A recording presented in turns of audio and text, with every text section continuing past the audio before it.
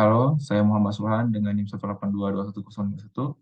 Kali ini saya akan menjelaskan tentang sampling, konvolusi, dan Nyquist rate. Oke, pertama itu sampling.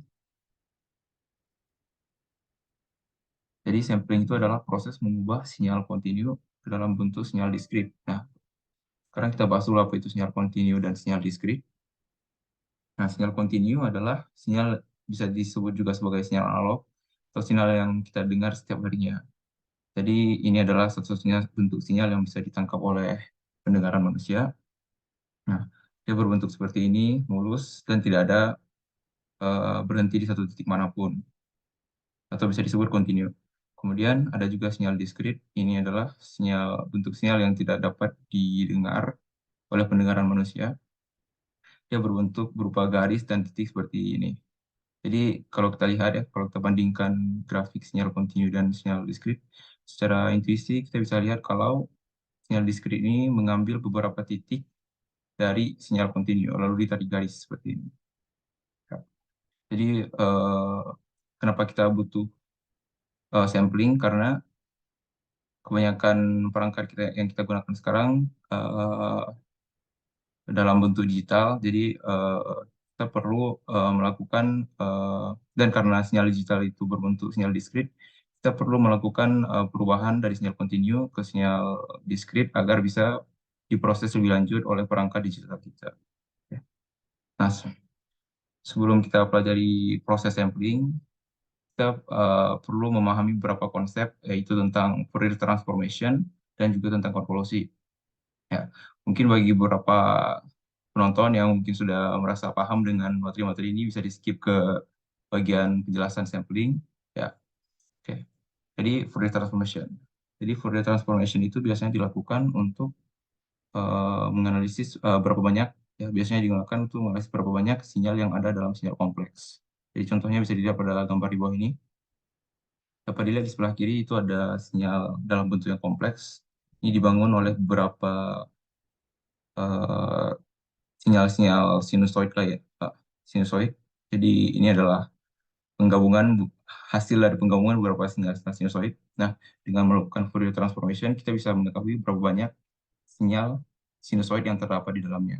Bisa dilihat di sini hasil Fourier transformation menghasilkan beberapa batangan ini, dan setiap batangan ini menyatakan satu untuk sinyal sinusoid yang ada dalam sinyal kompleks tersebut. Jadi kalau untuk sinyal kompleks ini terdapat 8 sinyal pembentuknya.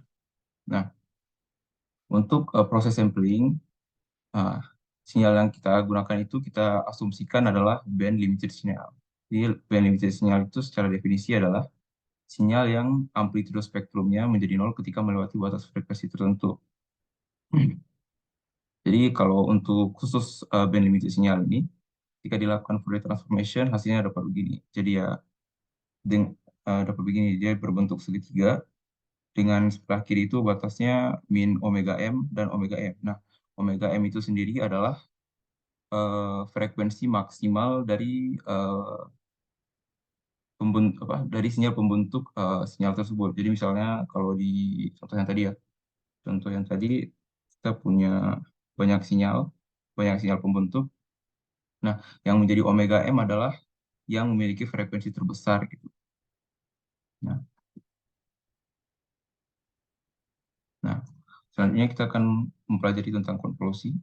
Jadi konvolusi itu adalah operasi yang dihasilkan untuk menghasilkan fungsi baru yang dihasilkan dari kumpulan luas yang tumpang tindih antara dua fungsi. Jadi ini seperti operasi yang dilakukan di antara dua fungsi. Rumusnya bisa dilihat di sini. Xt sama dengan misalkan fungsinya x1 dan x2. X1 dikonvolusi dengan x2. Itu hasilnya integral dari min tak hingga sampai tak hingga x1 tau dikali dengan x2 t kurang tau d tau. Nah, ini ada contohnya ya. Contohnya misalkan di sini ada fungsi fa dan ga. Nah, ini dua fungsi yang berbeda. Nah, jadi kita akan mencoba melakukan konvolusi pada dua fungsi ini. Nah, ada beberapa langkah untuk melakukan konvolusi. Yang pertama, kita akan pilih satu fungsi untuk menjadi fungsi yang tetap. Jadi fungsi, misalkan di sini saya memilih fungsi FA untuk menjadi fungsi yang tetap, artinya kita tidak akan melakukan perubahan apa-apa terhadap fungsi FA ini. Nah, jadi semua perubahan yang kita lakukan akan terjadi pada fungsi GA. Nah, fungsi GA di sini step satunya melakukan scaling menjadi G min A. Jadi ya G min A dari yang tadinya GA jadi G min A, jadi dia akan bergeser, berpindah tempat ke istilahnya kayak di mirror dari kanan ke kiri gitu ya. Kemudian kita juga akan melakukan shifting menjadi G X min A. Nah, untuk X-nya sendiri bisa bermacam-macam. Nanti kita akan bahas di step selanjutnya. Nah, jadi seperti ini. Jadi sinyal yang apa sih kan? Grafik yang tadinya udah dibalik akan bisa dapat bergeser-geser tergantung nilai X yang kita masukkan di sini. Nah, di step 3 kita akan meninjau setiap kasus untuk X-nya. Yang pertama ketika X-nya kurang dari 0. Nah, ketika X-nya kurang dari 0, grafik G, X kurang A-nya berada di sebelah kiri, dan grafik FA-nya tetap. Nah, di sini tidak ada luas yang tumpang tindih, artinya tidak ada luas, sehingga hasil dari integral ini akan bernilai sama dengan 0. Nah, untuk kasus kedua, itu ketika X-nya di antara 0 dan 1. Nah, di sini ada sebagian sebagian luas yang tumpang tindih ya. Jadi, di sini kita bisa menghitung luasnya. Nah, untuk batasannya dari min hingga ke hingga bisa kita batasi menjadi 0 sampai X, karena luas yang luas yang tumpang tindih hanya berada dari 0 sampai X. Jadi di sini batasnya bisa kita buat jadi 0 sampai X, dan didapatkan hasil integralnya X per 2. Kemudian untuk kasus ketiga, itu ketika X-nya di antara 1 sampai 2. Untuk kasus ini juga ada luas yang tumpang tindih, ya. Dan sekali lagi, karena yang tumpang tindih itu hanya dari nilai X kurang 1 sampai 1, jadi nilai integralnya dari min hingga sampai hingga bisa kita ubah menjadi X kurang 1 sampai 1. Sehingga kita dapatkan hasil integralnya adalah 1 kurang X per 2. Dan untuk kasus yang terakhir, yang kasus keempat, itu ketika X-nya lebih dari 2, ini tidak ada bagian luas yang tumpang tindih, sehingga sama seperti kasus 1, kita dapatkan luasnya 0. Nah, dan step yang terakhir itu kita gambar fungsi hasil konvolusinya. Jadi kita tadi sudah dapatkan nilainya jika X-nya di antara 0 sampai 1, X per 2. Ketika X-nya di antara 1 sampai 2, nilainya 1 kurang X per 2. Dan nilai X yang lainnya didapatkan nilai luas 0. Sehingga grafik yang dibentuk, grafik konvolusi yang terbentuk adalah sebagai berikut. Oke. Nah, sekarang kita telah mempelajari tentang Fourier transformation dan konvolusi. Sekarang kita bisa lanjutkan ke pembahasan sampling. Nah, kalau diingat kembali, sampling itu adalah proses mengubah sinyal kontinu menjadi sinyal diskrit. Nah, untuk mengubah sinyal kontinu menjadi sinyal diskrit, kita harus menggunakan atau memanfaatkan satu faktor pengali, atau ya di sini disebut sebagai sampler ya. Jadi terdapat sinyal sampler yang berbentuk sebagai berikut.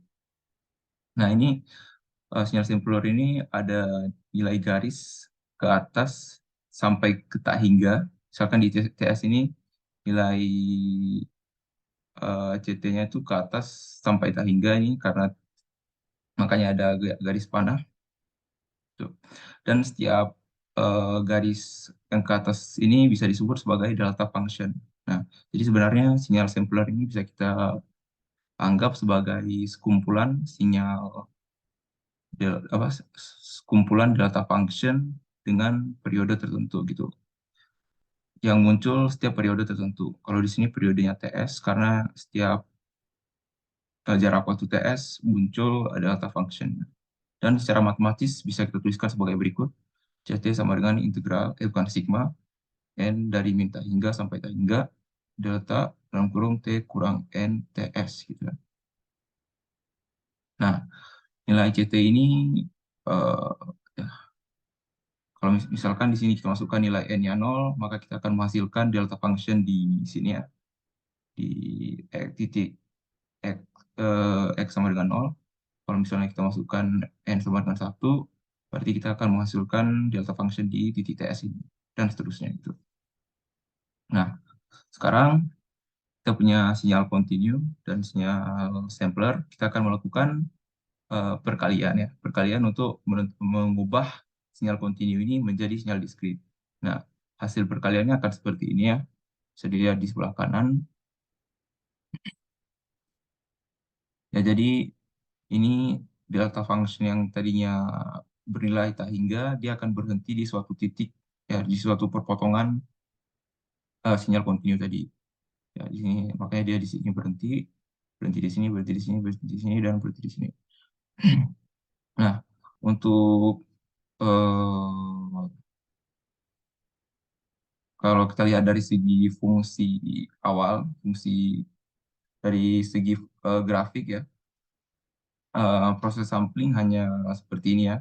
Cuman kalau kita lihat lebih dalam, proses sampling itu tidak hanya perkalian, namun juga ada proses konvolusi di dalamnya. Nah, untuk mengetahui tentang proses konvolusi itu, kita harus melakukan transformasi Fourier pada kedua sinyal kontinu dan sinyal sampler ini. Nah, jika dilakukan transformasi Fourier, kita menghasilkan sinyal kontinu yang seperti ini. Nah, ingat lagi karena tadi kita menganggap sinyal kontinu ini adalah band limited signal, jadi kita bisa mendapatkan hasil Fourier transformation-nya sebagai berikut, segitiga seperti ini. Nah, kemudian di sinyal sampler ini, kalau kita melakukan Fourier transformation akan menghasilkan grafik seperti ini. Nilainya, bentuk grafiknya tidak terlalu berbeda ya. Cuman ini sumbu horizontalnya berubah dari T menjadi omega ya. Dengan nih setiap omega S-nya itu nilainya sama dengan 2pi per TS. Ya. Jadi jarak dari antara omega S per ke jarak antara setiap delta function itu sebenarnya adalah 2pi per TS gitu. Nah, Fourier transformation dari sinyal sampler ini juga bisa kita tulis dalam bentuk matematika, di mana itu nilai ekspresinya C omega sama dengan omega S dikali dengan sigma n dari min tak hingga sampai tak hingga delta function dalam kurung omega kurang n omega S gitu. Jadi hasil Fourier transformation-nya bisa ditulis dalam bentuk matematika seperti ini. Nah, sebenarnya proses konvolusi itu terjadi di antara dua grafik ini. Jadi misalkan hasil transformasi Fourier untuk sinyal kontinu ini kita tulis sebagai M omega, dan hasil transformasi Fourier sinyal sampler ini kita tulis sebagai C omega, maka sebenarnya konvolusi itu terjadi di antara dua grafik ini. Jadi M omega dikonvolusi dengan C omega gitu. Nah, untuk lebih jelasnya kita bisa lihat rumus matematika ini. Nah, sebenarnya kenapa dua fungsi ini dikonvolusi? Itu tujuannya untuk mendapatkan hasil Fourier transformation dari sinyal hasil perkalian tadi gitu. Jadi kita membutuhkan hasil transformasi Fourier dari sinyal hasil perkalian ini. Jadi kita melakukan konvolusi untuk dua fungsi ini gitu. Nah, jadi ada rumus ya, ada rumus konvolusi ya. Jadi S omega, misalkan kita lambangkan hasil transformasi Fourier dari sinyal hasil perkalian tadi sebagai S omega, maka S omega itu bisa dihitung dengan per 2pi dikali dengan M omega dikonvolusi dengan C omega gitu. Nah, ini bisa kita jabarkan ya, C omega ini, nggak lagi C omega itu adalah W omega S dikali dengan sigma N dari minta hingga sampai tak hingga delta omega kurang N omega S. Jadi bisa kita jabarkan sebagai berikut. Nah, kemudian ini karena omega S ini adalah sebuah koefisien, bisa dikeluarkan ya, keluar kurung. Dan karena M omega, M omega ini juga sebuah koefisien, bisa kita masukkan ke dalam sigma. Jadi hasilnya seperti ini, omega S per 2pi dalam kurung sigma N dari min tak hingga sampai tak hingga M omega dikonvolusi dengan delta omega kurang N omega S. Nah, ingat lagi kalau misalnya omega S tadi nilainya setara dengan 2pi per TS, sehingga ini omega S per 2pi itu bisa kita ubah menjadi 1 per TS. Dan untuk konvolusi dengan delta function ya, berlaku prinsip ini, di mana jika sebuah fungsi x dikonvolusi dengan delta function t kurang t1, maka itu nilainya bakal menjadi x dalam kurung t kurang t1 gitu. Jadi dalam kasus ini, yang di dalam sigma ini bisa kita terapkan rumus ini sehingga kita dapatkan hasil akhirnya S omega itu sama dengan seperti S dalam kurung sigma dari N min tak hingga sampai tak hingga M omega kurang omega S gitu. Nah, sekarang kita udah mendapatkan hasil atau ya rumus untuk S omega, atau itu setara dengan hasil transformasi Fourier dari hasil perkalian dua sinyal. Nah, ketika kita coba tulis hasil S omega ke dalam grafik, maka dihasilkan grafik seperti ini. Nah, jadi ketika N-nya sama dengan 0, yang bersisa hanyalah M omega. Nah, M omega itu sama seperti yang ini ya, hasil transformasi Fourier dari sinyal kontinu seperti ini. Jadi kita bisa tuliskan itu di sini. Nah, ketika N yang sama dengan 1, itu akan menghasilkan M omega kurang omega S. Artinya itu setara dengan grafik M omega yang digeser ke kanan sebesar omega S gitu. Jadi kita bisa menuliskan ini di sini. Dan juga kalau misalnya ini nilai N-1, kita menghasilkan grafik omega M omega yang digeser ke kiri sebesar omega S. Jadi ya bisa seperti ini. Dan ini berlanjut sampai tak hingga kiri dan ke kanan.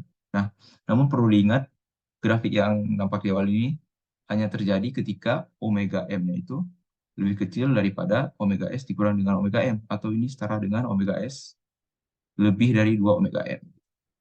Nah, bagaimana kalau kondisi ini tidak terpenuhi? Nah, pertama ketika omega S sama dengan omega M, maka di sini kita bisa tulis kalau omega M itu sama dengan omega S kurang omega M. Jadi di sini tidak ada jarak di antara dua fungsi M omeganya. Jadi langsung tidak ada jarak seperti yang sebelumnya. Nah, dan ketika omega S itu kurang dari omega M, 2 kali omega M, itu akan terjadi tumpang tindih seperti ini. Dan ini proses ini disebut, kejadian seperti ini disebut dengan aliasing. Nah, kita ketika melakukan sampling wajib menghindari kejadian aliasing ini, karena aliasing ini dapat menyebabkan sinyal diskrit yang kita buat tidak dapat dikonversi kembali ke sinyal kontinu gitu. Nah, tentuan ini ya. Ya. Jadi nilai omega S yang kita dapatkan ini ya bisa dirangkum dalam sebuah teorema yang disebut dengan Nyquist rate. Di Nyquist rate itu ya isinya frekuensi sinyal sampling harus lebih besar minimal dua kali dari sinyal yang disampling gitu. Jadi kalau kita lihat di contoh sebelumnya ya, jadi nilai omega S itu ya harus gini, harus besar lebih besar 2 kali dari omega M, atau ya sama dengan omega M gitu, biar tidak terjadi aliasing gitu. Sini juga dijelaskan kalau misalnya tidak memenuhi quiz rate akan terjadi aliasing yang membuat sinyal tidak akan dapat diubah ke sinyal asalnya gitu. Jadi karena kalau diingat lagi, sampling itu dilakukan untuk mengubah sinyal kontinu ke diskrit. Nah, tapi setelah diproses nanti sinyal diskrit itu juga pasti akan diubah ke sinyal kontinu, karena kalau tidak diubah ke sinyal kontinu tidak dapat didengar oleh manusia. Jadi ya kita tetap harus mempertimbangkan Nyquist rate ini agar sinyal diskrit yang tadi kita ubah bisa diubah kembali ke sinyal kontinu dan dapat didengar oleh manusia. Ya, sekian saja mungkin penjelasan saya. Nah, terima kasih.